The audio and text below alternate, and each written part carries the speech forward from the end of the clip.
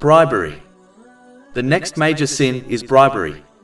In a narration found in Jami' at-Tirmidhi, number 1337, the Holy Prophet Muhammad, peace and blessings be upon him, warned that the one who offers bribes and the one who takes bribes are both cursed. A curse involves the removal of the mercy of Allah, the Exalted. When this occurs, true lasting success in both worldly and religious matters is not possible. Whatever worldly success one obtains, such as wealth through a bribe, will become a source of great difficulty and punishment in both worlds unless one sincerely repents.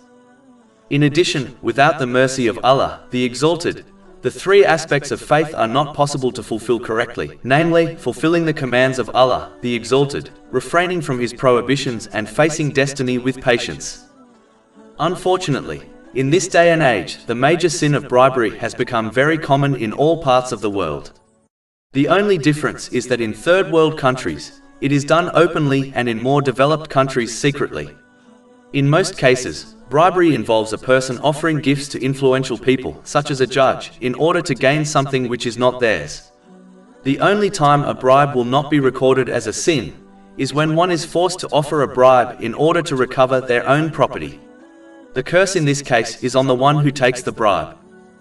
It is important to know, if Muslims as a whole desire to eliminate bribery and other corrupt practices, then they must avoid them themselves. Only when this correct attitude is adopted on an individual level will it affect those in social and political positions of influence. The reason these people act in this way is because they observe the society as a whole acting on corrupt practices themselves. But if the society on an individual level rejected these practices, no person in a position of social or political influence would dare act in this way, as they know the people would not stand for it.